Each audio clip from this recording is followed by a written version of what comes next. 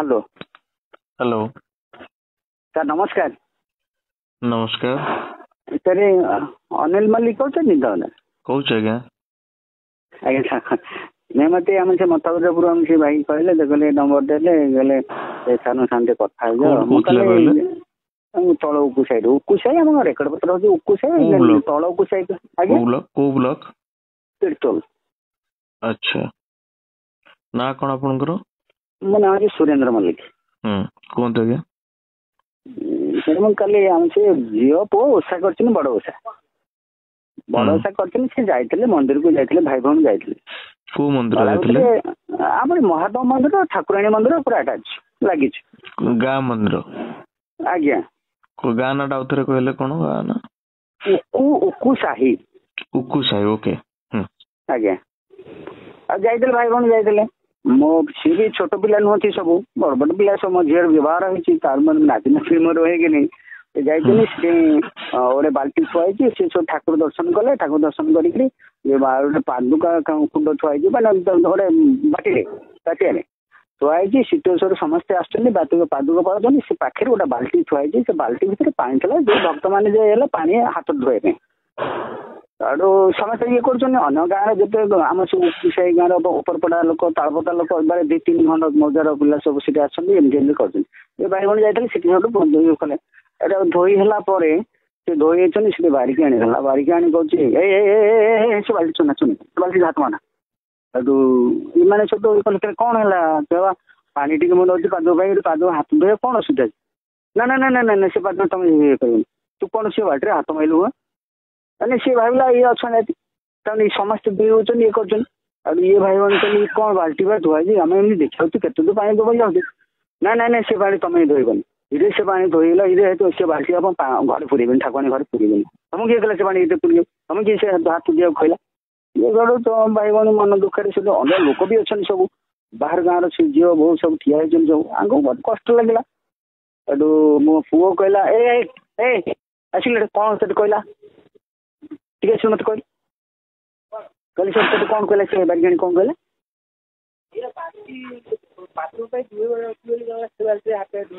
से बाल्टी धोईना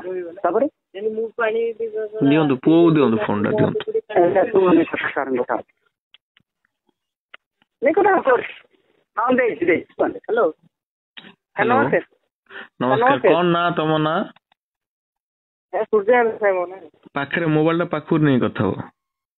सूर्य कौन ना सूर्यकांत सूर्यकांत कौन पढ़ुच सर मु पढ़ा सर सरी घरे कौन पाठ पढ़ला सरला आईटीआई आईटीआई अप्रेंटिस करछि आईटीआई पढ़ी हाँ कौन होता गाँव रे केते तारीख घटना सर काली घटना काली माने 4 तारीख घटना 4 नवेम्बर हाँ आज्ञा कौन कौन है घटना कहल देईर मोर जाइलु मंदिर से मंदिर जेहेतु देई पादुक पाइला मु भी पादुक पाई नथली मु मोर बसतली से पीढ़ ऊपर देई तार गला पादुक पाइला से गोटे बाल्टी रे थुआइतला पानी माने संपूर्ण बाल्टी न अधा बाल्टी तळुथला देई गला हाथ कोडी धोइबा टीबल भी दूर रे हाथ कोडा कला धनटी मते तू पानी देले मु भी ओइठा मोइठा पादुक पाई ना हाथ मो पूरा ये ही बसी से हाथ मागा तू पानी मत तो हाथ राणी दे देलु से जो बारिकाणी पूजा गला से बाल्टी धोइबो ना देखला गला कौन पाई समस्त धोई हो पानी बाल्टी थुआ पानी बाल्टी धोइबो थुआ कौन पाई धुआ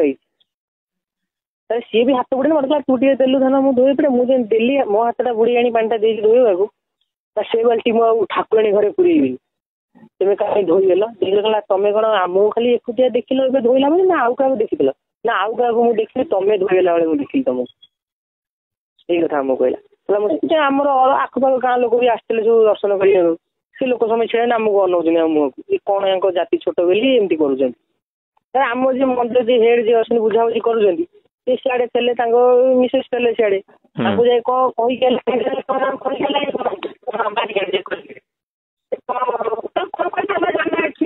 कथा कटुची पाखुटे फोन फोन फोन वॉइस कटुची टे पाखु फोन हाँ हाँ कौन हला तापरे जे मंदिर हेड थिले कौन हला सेटा ସେ ମନ୍ଦିର ହେଇଥିଲା ସେ ଯୋଉ ବାରିକାଣି ଯେ ତାଙ୍କୁ ଯେ କହିଲା ଗଲା ସେ ପାଣି ବାଲ୍ଟି ହାତ ମାରିଦେଲେ ବାଲ୍ଟି ଛୁଇଁଦେଲେ ସେ ବାଲ୍ଟି ମୁଁ ଠାକୁରାଣୀ ଘରେ ପୁରେଇବିନି। ତାପରେ ଦେଇଗଲା କହିଲା ଠାକୁରାଣୀ କହିଲା ମା କଣ ମନା କରିଛନ୍ତି ଯେ ଆମେ ବାଲ୍ଟି ଛୁଇଁଦେଲେ ବୋଲି ଆଉ ଠାକୁର କରିବେନି ତୁ କଣ ମୋ ସାথେ ଯୁକ୍ତି କରୁଛୁ କିଏ ମୋ ଦେଇକି ସେ ବାରିକାଣି କହିଲା ସିଏ ଯେହେତୁ ଗୋଟେ ଟିଚର ଅଛି ସିଏ କଣ ଯୁକ୍ତି କରିବେ ନା ଝଗଡା କରିବେ ତାଙ୍କ ସାଙ୍ଗରେ ସେ ଚୁପ୍ ହେଇଗଲା ମୁଁ ବି ନିରବ ରହିଲି ମୁଁ କିଛି କହିଲି ତା ସାଙ୍ଗେ ଯୁକ୍ତି କଲେ ଆମର ଇଏ ହଉ ତାଙ୍କର ସିଏ ଯୋଉ ତାଙ୍କ ପରିଚାଳକ ଯିଏ ଥିଲେ ତାଙ୍କ ସ୍ତ୍ରୀ ସିଏ କହିଲେ ଆଉ ଜଣେ ଗୋଟେ ପିଲା ପଠେଇଲେ କହିଲେ ସେ ପାଣି ବାଲ୍ଟି ଢାଳିକି ବାଲ୍ଟି ଉଗାରିଦେ। ନାଇଁ ଯୋଉ ମନ୍ଦିରର ଯେ ମୁଖିଆ ଯେ ଆଜ୍ଞା ଯାହା ପାଖକୁ ସେ ଯାଇକି କହିଲା କମ୍ପ୍ଲେନ ଦେଲା ସେ କଣ କହିଲେ? ସିଏ କିଛି କହିଲେନି ସିଏ ତାଙ୍କ କଥା ଶୁଣିକି ମାନେ ବାରିକାଣୀ କଥା ଶୁଣିକି ସେ ଆଉ ଜଣେ ପିଲା ପଠେଇଲେ ସେ ପାଣି ବାଲ୍ଟି ଢାଳିଦେ ବାଲ୍ଟି ସେଠି ଉଗୁଡେଇ ଦେ ମାନେ ଆମେ ଛୁଇଁଦେଲୁ ବୋଲି ସେ ବାଲ୍ଟି ପାଣି ଢଳା ହେଇଗଲା। ଆଚ୍ଛା ଢାଳିଦେଲେ ଆମେ ସେଠି 5-10 ମିନିଟ୍ ବସିଲୁ ତ ସେମାନେ ବି କିଛି ହୁଁଛୁ କିଛି ଉତ୍ତର ଦେଲେ ସେ ସେଇଠି ସେ ବାରିକାଣୀ କହିଦେଇଥାନ୍ତେ ଯେ ପିଲା ହାତ ମାରିଦେ ଧୋଇବେ ବୋଲେ କଣଟା ଅସୁବିଧା ହେଇଗଲା ଆମର ଏତେ ବାଟ ବି କଥା ଯାଇନଥାନ୍ତା ସେଇଠି ସିଏ ତାକୁ ଯେ ଜବାବ ଯେହେତୁ ସିଏ ପର ଗାଁର ଲୋକଟା ଆସି ଆମ ଗାଁରେ ପୂଜା କରୁଛି ଆମେ ଆମ ନିଜ ଗାଁରେ ହେଇକି ତ କିଛି କରିପାରିଲୁନି ନା ଚୁପ୍ ହେଇକି ଆସିଲୁ ସେଠୁ। ଆଚ୍ଛା ଏତଲା ଦେଇଛ? ହଁ ଦେଇଛୁ। ଏତଲା କେସ୍ ରେଜିଷ୍ଟ୍ରେସନ ହେଇଛି? ତ ଦେଇକି ଆସିଲୁ ସାର୍ ଦେଇକି ଆସିଛୁ ସେ କଥା ହେଲେ ଆଉ କହିଲେ ହଉ ଆମେ ରଖିଲୁ ଆଉ ତମେ ତମ ସରପଞ୍ଚଙ୍କ ସାଙ୍ଗରେ କଥା ହେଇଯିବ ଆମକୁ ସରପଞ୍ଚ ଲଗେଇଥିଲୁ ସେ ଗୋଟେ ମିଟିଂ ରେ ଯାଇଥିଲେ ସେ ଆଉ ଫୋନ ଉଠେଇନାହାନ୍ତି। କେସ୍ ରେଜିଷ୍ଟ୍ରେସନ କରିବା ପାଇଁ ସରପଞ୍ଚ ସହିତ କଥା ହେବାକୁ ପଡିବ ପୋଲିସ କହୁଛନ୍ତି କଥା?